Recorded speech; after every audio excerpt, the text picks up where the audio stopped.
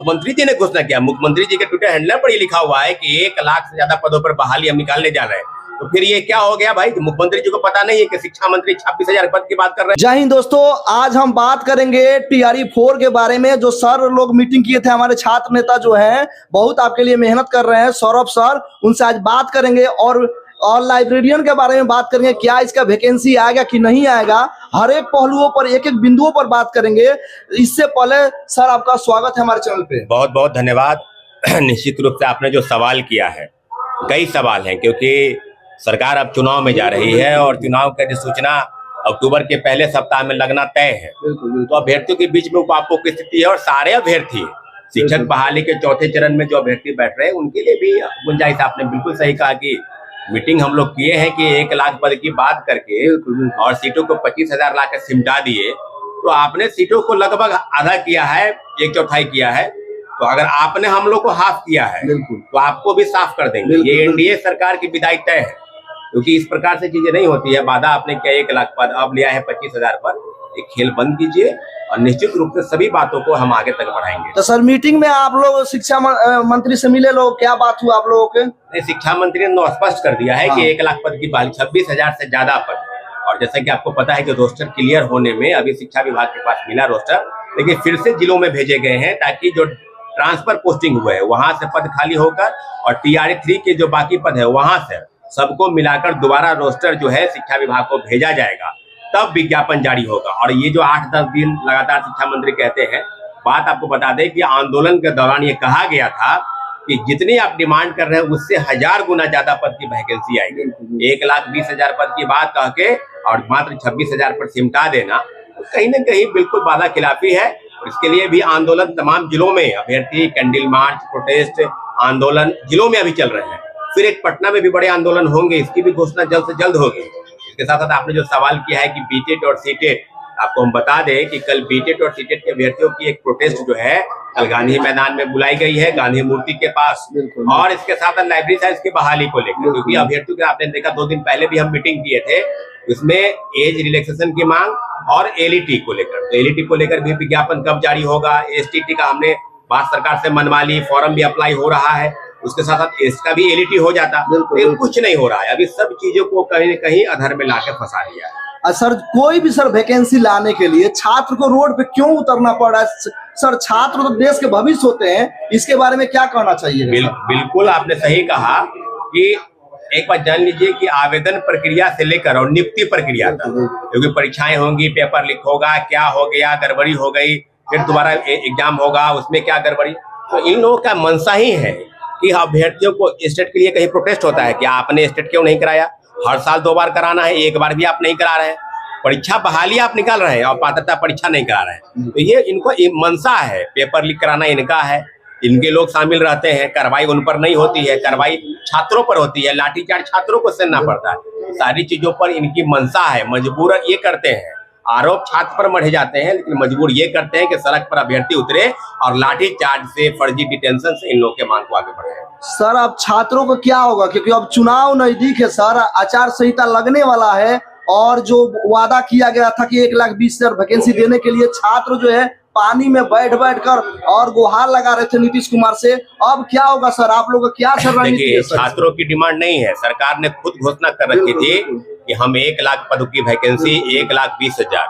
और सरकार के सब दोनों डिप्टी सीएम हो या सरकार के सोशल साइट्स हो, विज्ञापन हो, अखबारों में इश्तिहार छपे और तमाम मुख्यमंत्री जी ने घोषणा किया। मुख्यमंत्री जी के ट्विटर हैंडल पर ये लिखा हुआ है कि 1 लाख से ज्यादा पदों पर बहाली हम निकालने जा रहे हैं। तो फिर ये क्या हो गया भाई? मुख्यमंत्री जी को पता नहीं है कि शिक्षा मंत्री 26,000 पद की बात कर रहे हैं। और ये पद कौन है? टीआरई 3 में जो बाकी 87,000 पद की वैकेंसी निकालकर और मात्र 52,000 लोग को ज्वाइनिंग कराए हैं। तो ऐसे ही है। अभी देखिए हाल में कितने प्रोटेस्ट हुए शिक्षक बहाली को लेकर, डोमिसाइल को लेकर, आरक्षण को लेकर, स्टेट को लेकर, दरोगा बहाली को लेकर।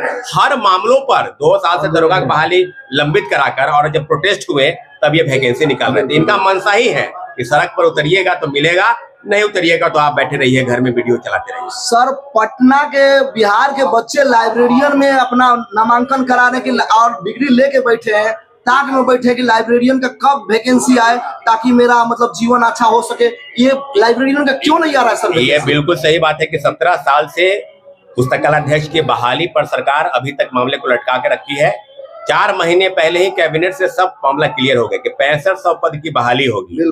शिक्षा विभाग ने बीएसईबी को पत्र भी भेज दिया। बीएसईबी ने क्या किया, विज्ञापन जारी करने की बजाय उस पत्र को दोबारा शिक्षा विभाग को भेजा है कि डोमिसाइल नीति के तहत बहाली होनी है, कैसे कौन कौन चीजें की कमी रह गई। तो मुझे लगता है कि बस ये प्रक्रिया है।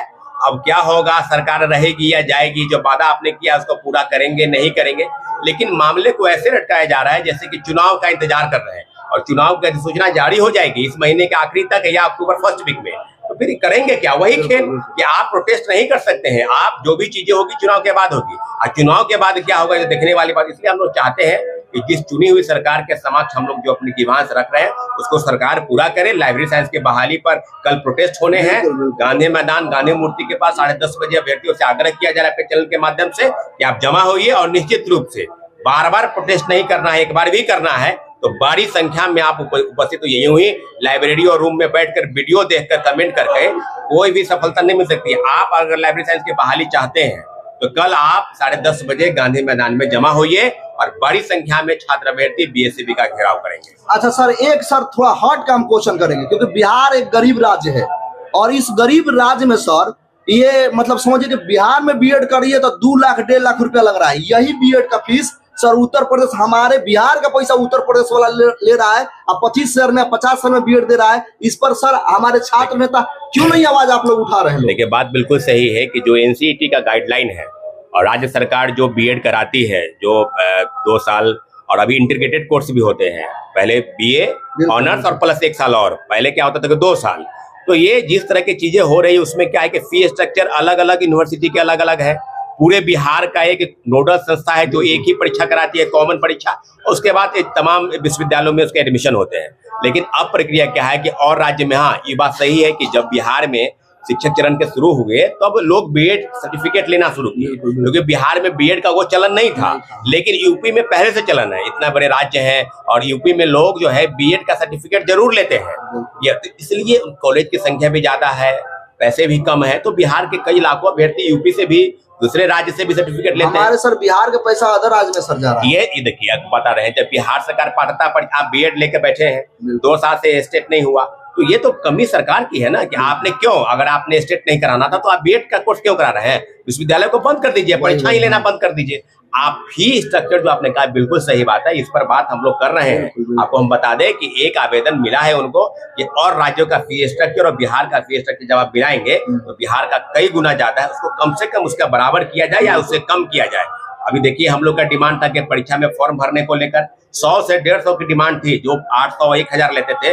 मुख्यमंत्री जी ने घोषणा की कि सभी आवेदन, सभी परीक्षा प्रतियोगिता परीक्षा में 100 रुपए ही आवेदन शुल्क लगेंगे। तो हम लोग की डिमांड मानी जा रही है, लेकिन उसमें देर हो रही है। कहीं न कहीं डोमिसाइल नीति में भी देरी हुई, महिलाओं के आरक्षण में भी देरी हुई, स्टेट प्रोटेस्ट में भी जो हुआ उसके बाद स्टेट को लागू किया गया। तो हम चाहते हैं कि 1 लाख पद की वैकेंसी निकालें और जो बीएड का फी स्ट्रक्चर है उसको अन्य राज्यों की तुलना में कम से कम करे।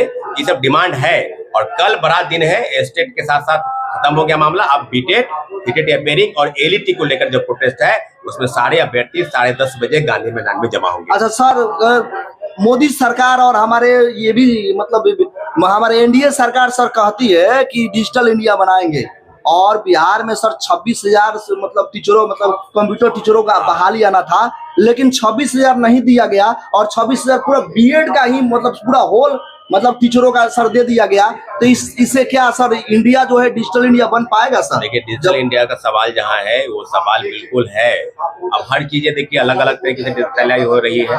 जहाँ तक कंप्यूटर साइंस का बहाली की बात आपने की है, ये अभ्यर्थी जानते हैं और सरकार ने भी घोषणा की रखी थी 26,000 पद की हम बहाली करेंगे। लेकिन अभी तक आप समझिए न एलईटी हुआ, न बीटेट हुआ, न टीआरई 4 पर सीटें की संख्या कहाँ 1/4 चली आई। पहले 1 लाख पद की बहाली कीजिए और कंप्यूटर साइंस की बहाली अलग है, 26,000 पद की बहाली अलग है।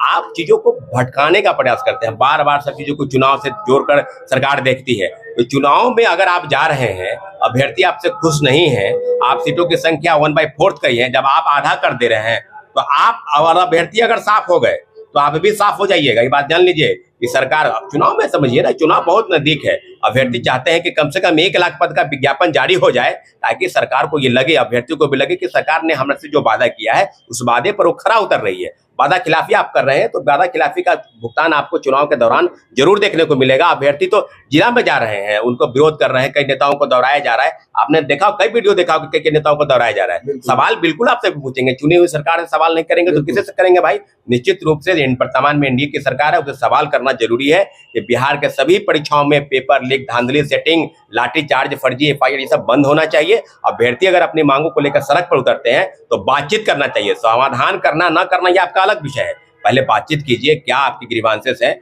और लेकिन इनका काम क्या है?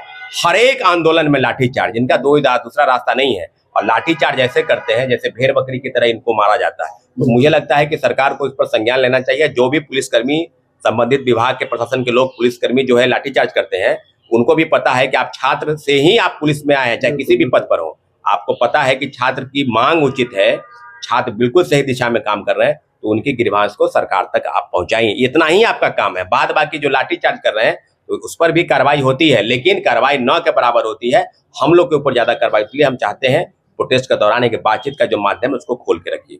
तो अभी सौरभ सर का, छात्र नेता सौरभ सर कह रहे थे कि आप लोग का बीएड का भी सर के माइंड में है कि 1.5 लाख 2 लाख जो रुपया फी लग रहा है उसको कम करवाया जाएगा। सर आपके बारे में हमेशा सोचते रहते हैं। और कल गांधी मैदान से लाइब्रेरियन का प्रोटेस्ट होगा तो उसमें आप आना मत भूलिएगा, क्योंकि आपके लिए सर जब आवाज उठा रहे हैं तो सर के ताकत आप है। और वीडियो को अंत तक देखें, इसके लिए बहुत बहुत धन्यवाद।